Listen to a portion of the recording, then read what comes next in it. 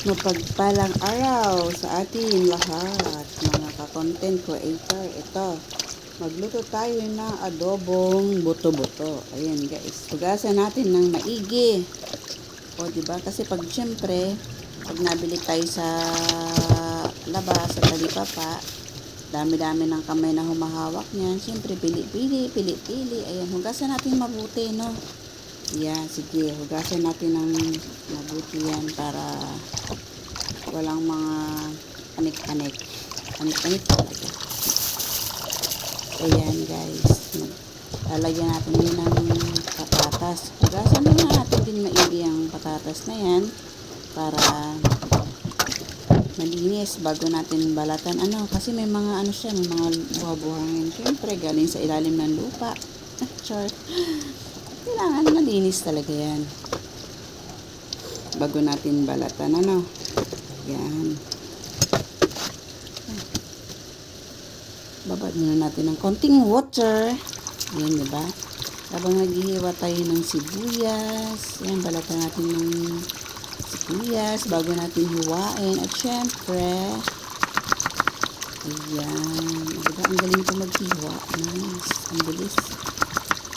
Ganyan lang ka-easy maghiwa ng sibuyas. O, diba?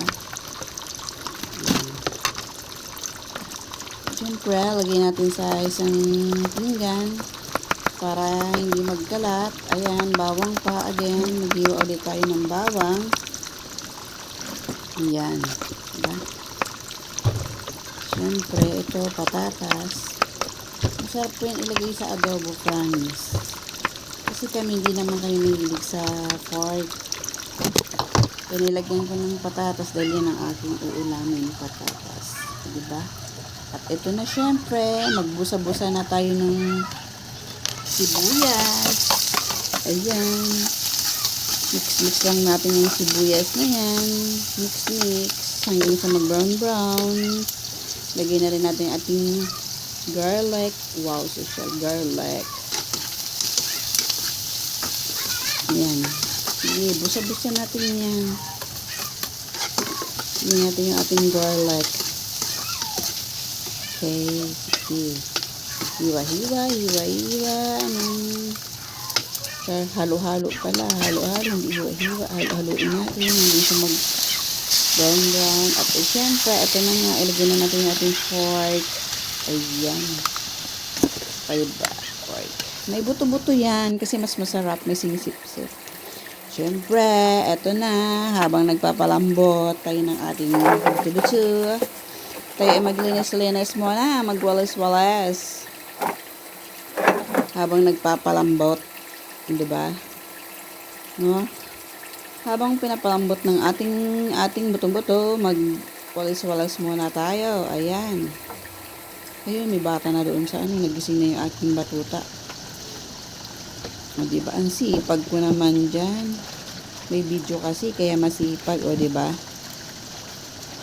Maglinis-linis, mag-ayos-ayos ng sofa.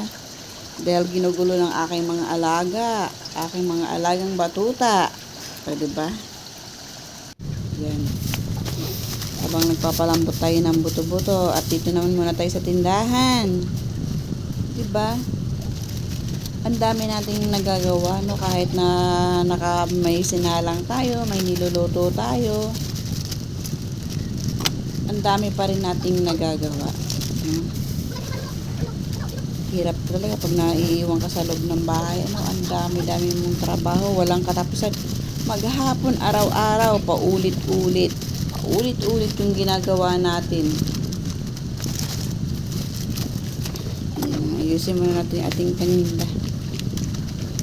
Tapos maya-maya, luto na. Hindi natin namalayan yung ating niluluto ay sunog na. Agoy, char. Grabe, hindi naman siguro. May na lang naman apoy nun kasi pinapalambot pa nga natin, di ba?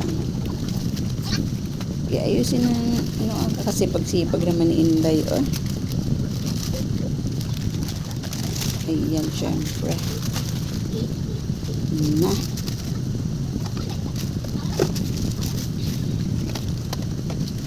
Lagyan na natin yan sa garapon yung ating mga candy. Kaya gustong-gusto ng mga bata. Ayan, Pampatibay ng ngipin. Unang-unang suki ko dyan ay aking anak. Ang Diyos ko, patawarin. Ayan na, syempre. Tapunas mo tayo ng pawis. Kay hindi na ako magpakita sa video kasi nakakaya naman yung aking itsura dyan. Pawis na pawis. Nagtak sa pawis. Diba? Yan. Sige lang, Inday. Ang sipag-sipag naman. Siyempre, balikan na natin yung ating niloloto kung malambot na. Agoy, oo nga. O, diba?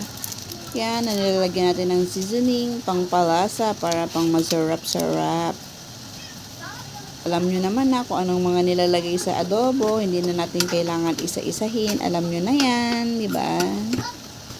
Ayan, i-mix-mix muna natin para pa yung ilalim ay yung ibaba ay maluto din. Napunta sa ilalim. Ayan, takpan muna natin.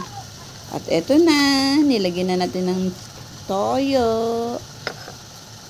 Siyempre, may konting vinegar yan. O, diba? At siyempre, yung aking paborito, patata.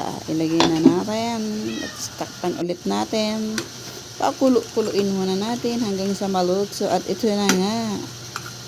Luto na. O, diba? Luto na yung ating adobo. Diba? Nakapagluto na tayo, nakapaglinis pa tayo, naayos ko pa yung lahat, pati mga paninda. O diba, ganun lang ka-easy, no? Kaysa magmarites tayo dyan maghapon sa kalsada, wala tayong mapapala doon. Madumi ng bahay natin, gutom pa yung ating mga junakis, walang ulam. O diba, pag ito tayo sa loob ng bahay, nagagawa natin lahat. Ayan, o diba? Yummy na yan. Kanin na lang ang kulang. Pero syempre, may nakasalang na rin tayong kanin.